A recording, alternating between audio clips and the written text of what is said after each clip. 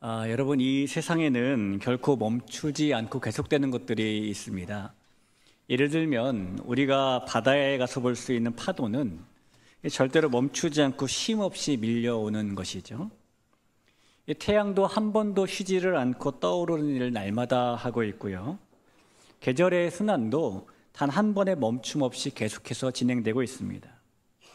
수천 년 전에 빛났던 별도 계속해서 반짝거리고 있고, 사람들의 발걸음이 멈춰도 역사는 멈추지 않고 계속해서 한 겹, 두 겹 쌓이고 있죠.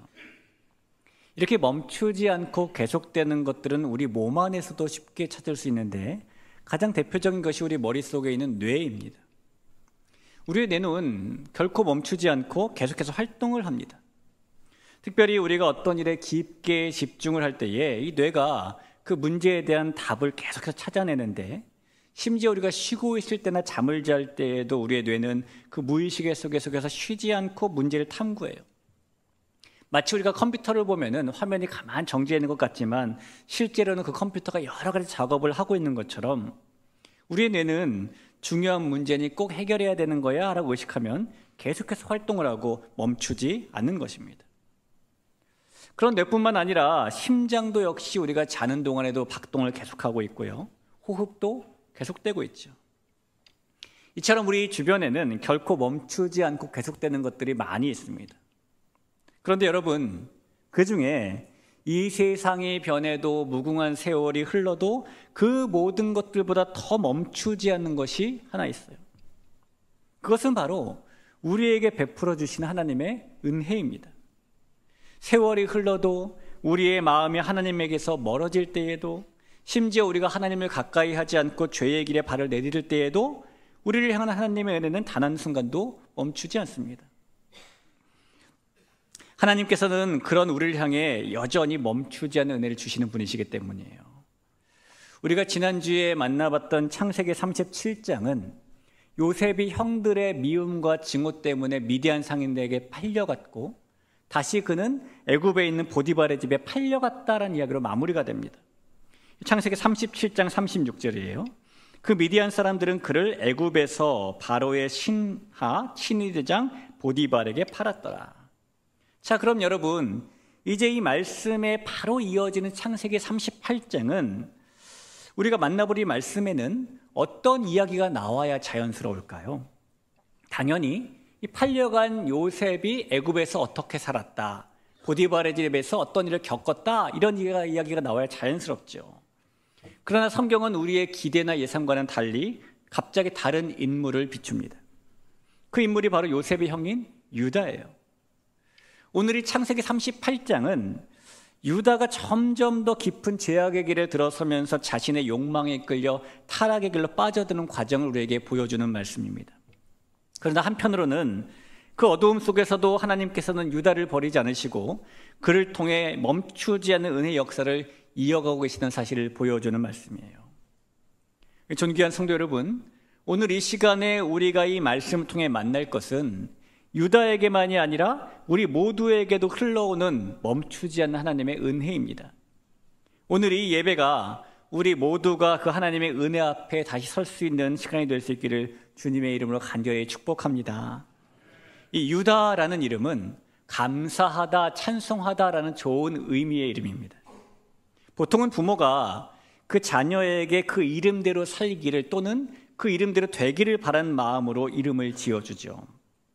그렇다면 과연 야곱의 넷째 아들이자 요셉의 형이었던 유다도 자기 이름처럼 감사와 찬송이 넘치는 삶을 살았을까요? 안타깝게도 성경이 보여주는 그의 모습은 그렇지 않은 것 같아요. 오히려 유다는 자기 이름의 의미가 무색할 정도로 욕망과 죄의 길에 깊이 들어선 모습을 보여주기 때문입니다. 이 다른 형제들과 똑같이 요셉을 미워하고 증오하던 유다가 본격적으로 죄의 길에 발을 내디딘 일은 구덩이에 던져졌던 요셉을 미디안 상인들에게 파는 일에 가장 앞장섰던 일입니다. 창세기 37장 26절 27절에 보니까 유다가 자기 형제에게 이르되 우리가 우리 동생을 죽이고 그의 피를 덮어둔들 무엇이 유익할까? 자, 그를 이스마엘 사람들에게 팔고 그에게 우리 손을 대지 말자. 이 유다는 요셉을 은 20에 팔아버린 주동자였습니다. 그리고 이어지는 이 38장은 그런 유다가 얼마나 더 깊은 죄악의 길에 깊이 빠져드는지를 신랄하게 보여주고 있는데 이렇게 시작을 하고 있어요. 38장 1절을 볼까요? 그 후에 유다가 자기 형제들로부터 떠나 내려가서 아둘람 사람 히라와 가까이 하니라. 이 유다의 주도로 요셉을 상인들에게 팔아버린 이후에 이 유다는 아버지의 집을 떠나서 가나안족 속에 사는 성읍으로 내려갔다는 겁니다. 여기서 내려갔다라는 것은 단순히 방문했다라는 의미가 아니라 거기서 살게 됐다는 의미예요. 그는 하나님께서 주신 약속의 땅을 떠나서 가나안 족속의 서읍으로 내려가게 된 것인데 이것은 하나님께서 기뻐하신 일이 아니죠. 실제로 과거 이 유다의 할아버지였던 이삭이 흉년을 만나서 애굽으로 내려가려고 했을 때에 하나님께서는 그 이삭에게 나타나셔서 이 애굽으로 가지 말고 지시하는 땅에 머물라라고 명령하셨습니다. 왜냐하면 하나님께서 주시는 땅에 머무는 것이 가장 복된 길이고 하나님께서 주신 약속의 성취를 만나는 길이기 때문이에요. 창세기 26장에 이렇게 써 있었죠. 이 땅에 거류하면 내가 너와 함께 있어 내게 복을 주고 내가 이 모든 땅을 너와 내 자손에게 주리라. 내가 내 아버지 아브라함에게 맹세한 것을 이루어 내 자손을 하늘의 별과 같이 번성하게 하며 이 모든 땅을 내 자손에게 주리니 내 자손으로 말미암아 천하 만민이 복을 받으리라. 이런 복과 약속 있는 땅이 하나님께서 지시하신 땅이었기 때문에 이삭은 하나님께서 주신 그 땅에 머물렀던 것이고 야곱도 밧단 아람에서의 삶을 정리하고 그 땅으로 돌아온 것입니다. 그런데 유다는 그 언약의 땅을 뒤로하고 가나안 족속의 성읍에서 그들과 어울려 산 것이에요. 게다가 유다는 가나안 사람이었던 히라와 가까운 친구 관계를 유지할 정도로 그들과 깊은 교류를 나누고 있었습니다. 그러다 어느새 이 유다가 수아라는 가나안 여인과 결혼을 하게 되었는데요. 여러분, 지금껏 하나님의 언약 백성들은 가나안 여인들과 결혼하는 것을 멀리 했었습니다. 그래서 아브라함의 자손들은 대대로 가나안 여인이 아니라 자기 친족과 결혼을 했었죠. 이삭은 아버지 아브라함이 900km나 떨어져 있는 하란으로 종을 보내서 찾게 한 자기 친족 리브가와 결혼을 했고, 야곱도 역시 외삼촌의 집 밧단 아람에 가서 이 레아와 라헬과 결혼을 하게 됩니다. 이 일을 거슬렀던 사람은 유독 에서뿐이었는데 이 에서는 가나안 여인들과 결혼을 했어요. 그러자 그 일이 이삭과 리브가에게 근심이 되었다라고 말씀할 정도로 하나님께서 기뻐하시지 않는 일이었다는 겁니다. 창세기 26장 34, 35절을 볼까요?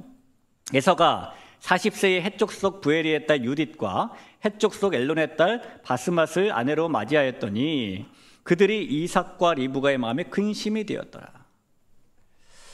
그런데 이 유다는 하나님께서 기뻐하시지 않는 그 에서의 길을 지금 따라가고 있는 것입니다.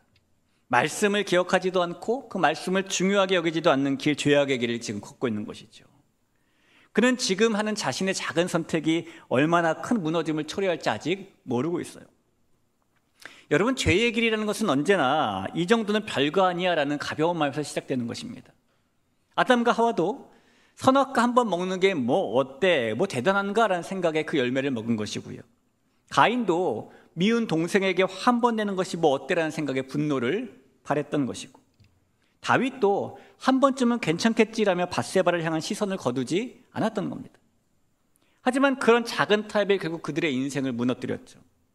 우리도 마찬가지입니다.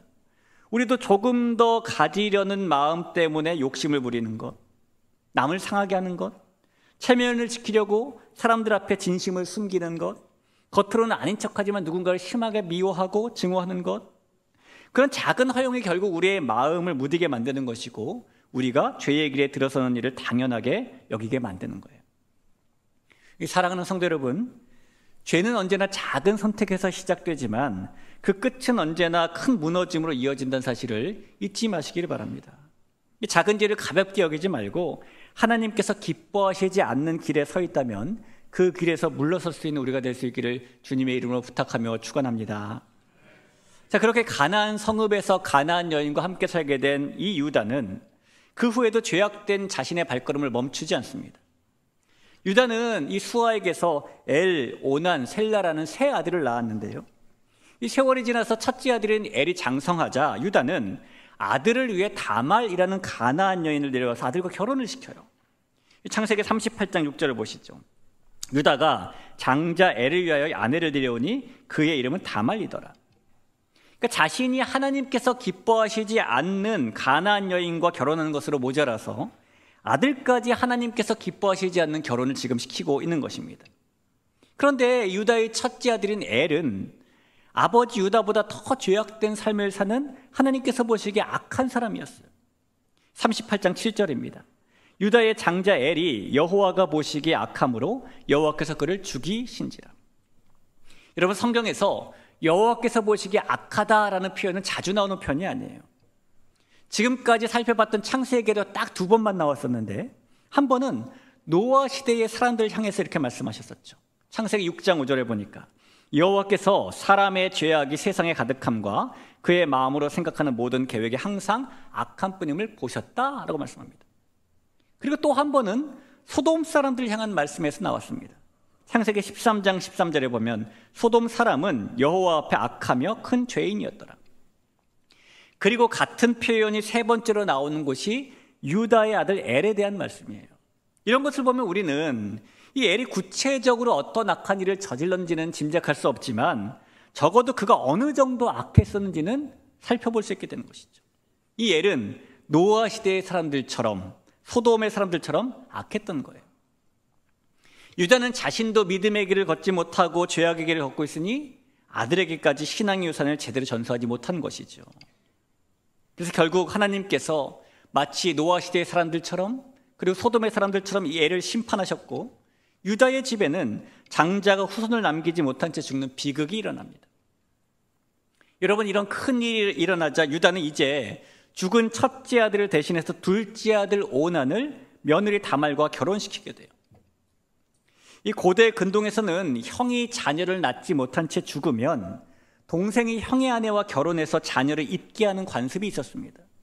이 관습은 그 사이에서 태어난 첫 번째 아들을 죽은 형의 아들로 삼아서 장손의 계보를 잇게 하는 제도인데요. 이것을 대계결혼 혹은 청사치수제도라고 불러요. 이게 우리에게 생소하고 이상해 보이지만 이 제도는 장자를 통해서 대를 이어가기 위해 당시 흔하게 시행되던 풍습이었습니다. 과거 우리나라 역사도 보면은요, 고구려 때 이런 제도가 있었어요. 그러나 유다의 둘째 아들 오난도 자기 형 못지않게 악했던 사람이었습니다. 그는 형의 대를 잇기 위해서 다말과 결혼을 했지만 자녀가 생기면 자신이 물려받을 유산의 몫이 줄어든다는 생각으로 인위적인 피임을 합니다. 만약에 다말이 임신을 하지 못해서 자녀를 낳지 않으면 오난은 자신이 비록 둘째이지만 죽은 형 대신 장자의 몫을 차지할 수 있다고 생각한 거예요. 여러분, 3형제 중에서 1명이 죽었습니다. 이제 2형제가 남았는데 유대인의 이 유산의 규칙은 장자에게 다른 아들의 2배의 몫을 주는 것이잖아요. 그대로 가면 이 오난은 아버지 유다의 유산 중 3분의 2를 받을 수가 있는 거예요.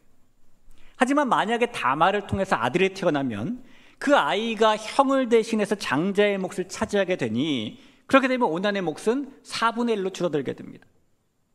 결국 오난은 자기 욕심만 생각한 것인데 이 일도 하나님께서 보시기에 악해서 그도 역시 죽고 말았어요. 38장 10절을 보죠. 그 일이 여호와가 보시기에 악함으로 여호와께서 그도 죽이시니. 이렇게 첫째 아들이 죽고 둘째 아들이 죽자 유다는 다말 때문에 아들들이 죽었다라고 생각하고 셋째 아들도 죽으면 어떡하지? 라고 생각을 합니다. 그래서 그는 셋째인 셀라가 장성할 때까지 수절하고 기다리라며 다말의 친정집으로 보내버렸어요. 이 말이 보내버린 것이 쫓아낸 것입니다. 그리고 그 이후 유다는 셋째 셀라가 장성한 후에도 다말을 다시 부르지 않아요. 사실은 자기의 아들들이 악해서 죽은 것인데 유다는 다말이 악해서 아들들이 죽은 것이라고 지금 생각하고 있는 것입니다. 여러분, 이런 것을 보면 유다의 길은 점점 그 죄악의 길이 발전하고 있어요.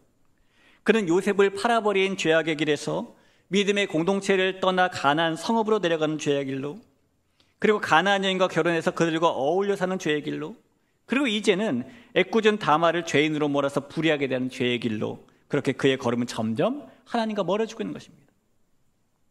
성도 여러분, 이것이 바로 죄의 무서움입니다. 죄는 처음부터 대단한 모습으로 우리에게 다가오는 것이 아니에요.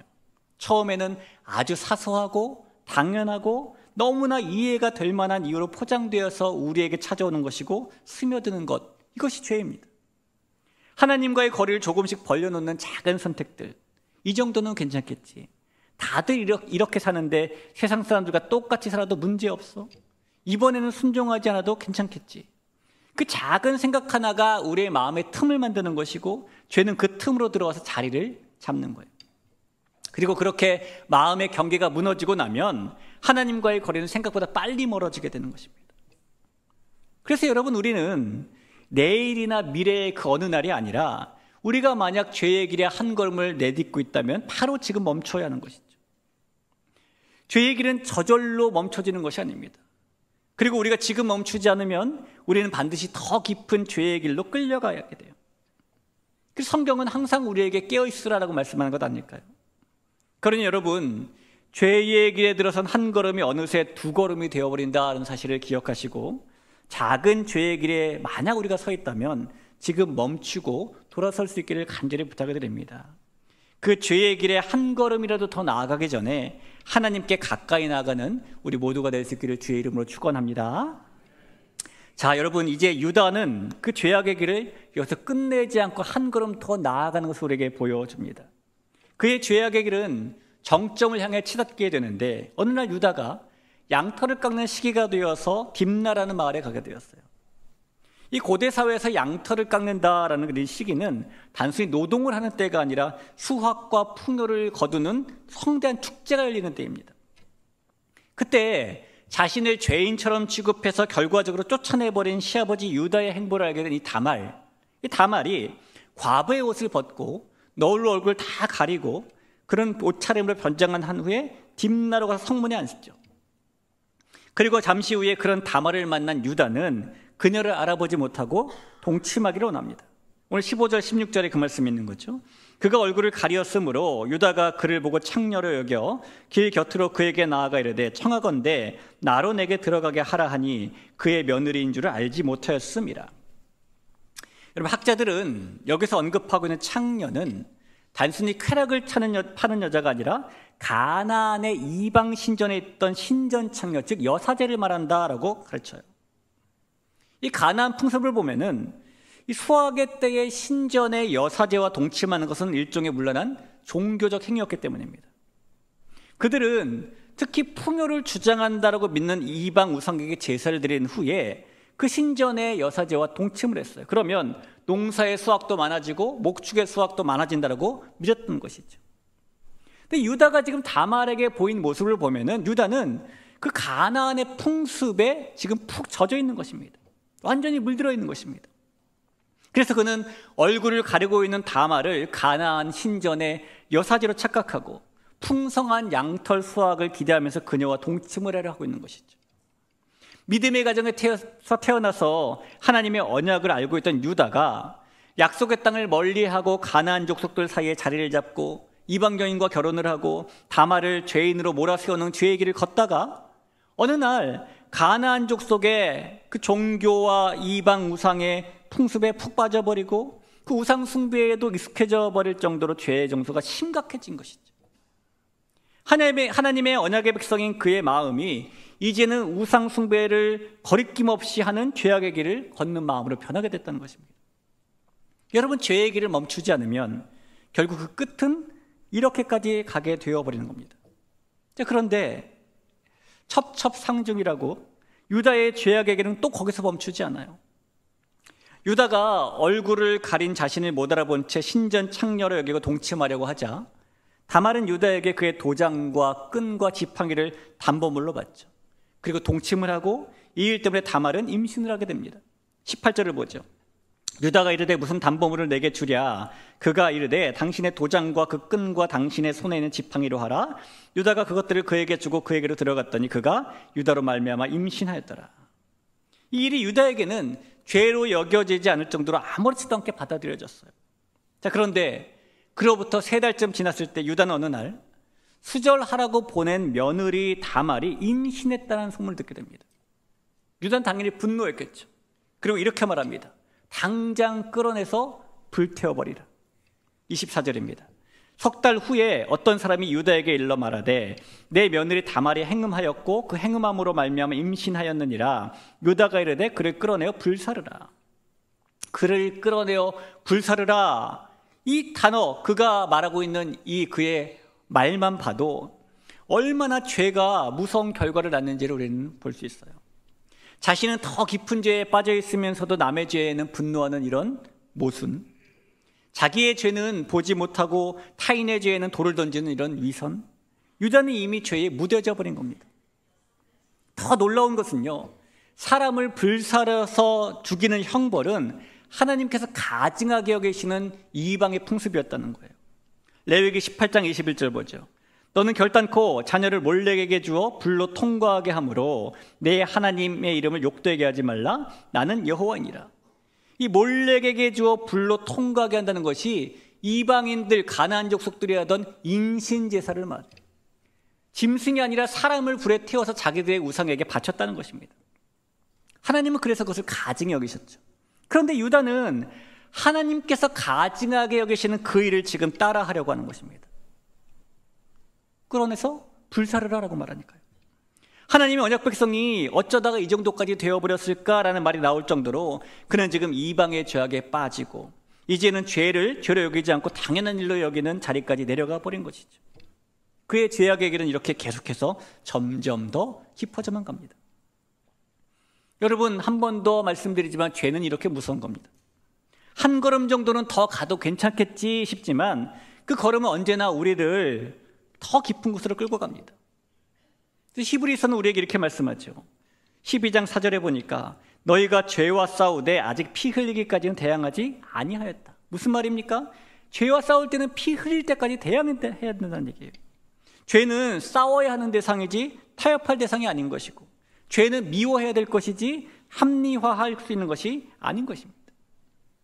그러므로 사랑하는 성도 여러분, 지금 우리 마음속에 혹시라도 죄의 마음이 자리 잡으려고 한다면 오늘 바로 멈출 수 있기를 다시 한번 주님의 이름으로 부탁을 드립니다.